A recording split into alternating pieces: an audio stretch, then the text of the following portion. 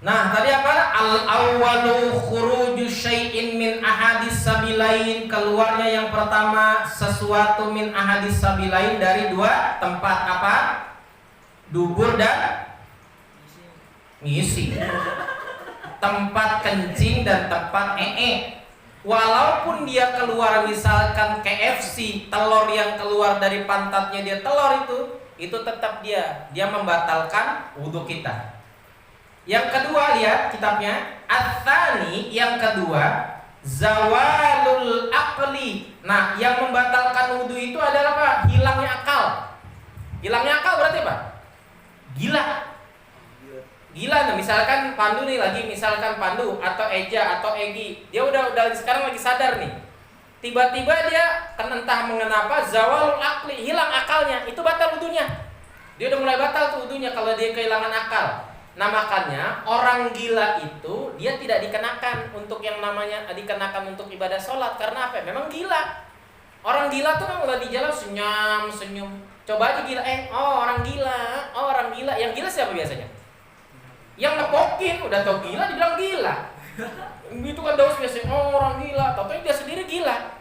Nah, ats-tsani zawalul aqli, dia kalau sudah hilang akal itu batal wudhunya. Makanya orang gila itu tidak dikenakan sanksi apa-apa sama Allah, karena dia dalam keadaan gila. Kita lihat kan ya di jalan-jalan tuh ya, ada orang yang gila, ketawa sendiri. Itu biarin aja, emang bahagianya dia begitu. Jadi jangan diapa-apain. Nah, yang ketiga, ats-tsalitsu, yang ketiga yang membatalkan wudhu, an-naumu. Apa an-naumu? Tidur. Nah, makanya hati-hati. Kalau Jumat mau duduk, boleh dia nyender dalam keadaan tidur, tapi jangan sampai pantatnya ngangkat. Contohnya gini nih, dia tidur nih, lagi tidur di masjid, misalnya lagi khutbah Jumat, dengerin khutbah Jumat, tiba-tiba tertidur. Nah, tidur gini nih posisinya. Dia tidak merubah nih pantatnya nggak ngangkat. Nah, kalau udah pantatnya dia ngangkat gini, srep, itu dia batal wudhunya.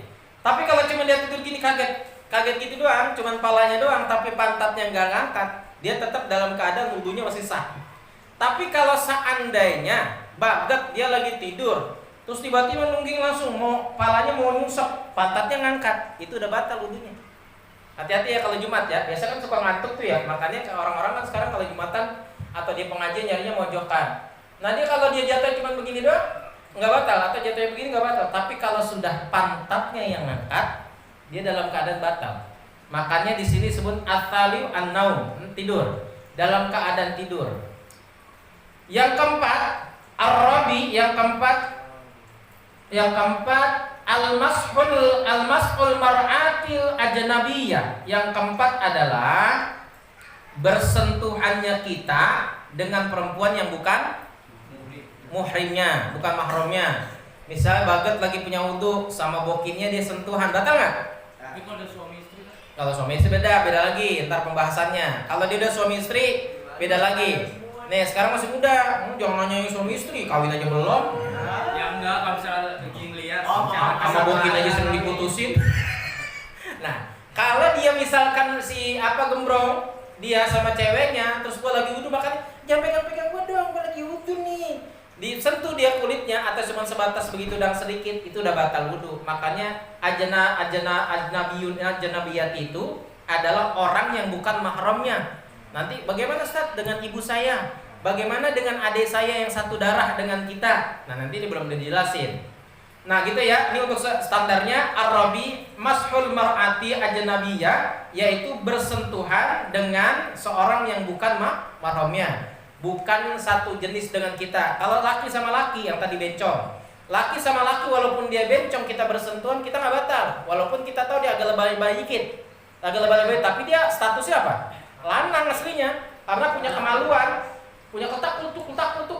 Cuman dia lawan jenisnya sama perempuan, nggak doyan perempuan. Makanya kalau di sini pengajian sini ada anak-anak muda, adik saya nggak doyan perempuan, nah itu berat ciri-ciri mau jadi bencis.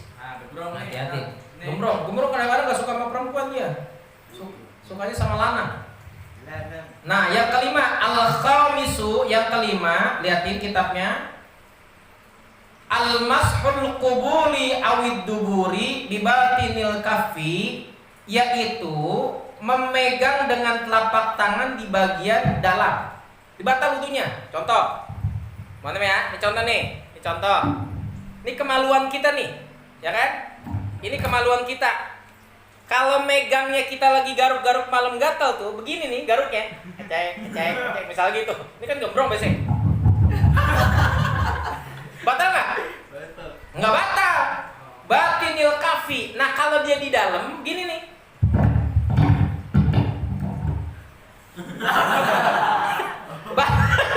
Itu baru batal. Tapi kalau gini doang nih, dia kemaluannya, dia gak gatal nih kemaluannya. Dia masukin sarung misalkan, begini. Dia begini doang nih. Bukan telapak tangannya. Bukan telapak tangannya, tapi luarnya dia gatal. Itu nggak batal. Tapi di sini dijelasin awid dubur batinil kafi, kalau telapak dengan telapak tangan di bagian dalam, ini kan dalam di bagian telapak tangannya. Dia garuk-garuk nih, sampai ledes gitu merah. Nah, itu termasuk batal. Makanya kalau garuk kita malam kita udah punya wudu nih, misal wudu. Tiba-tiba tidur, dalam tidur kita itu supaya wudu saya nih terjaga biar kalau nggak ada yang kesurupan, nggak ada yang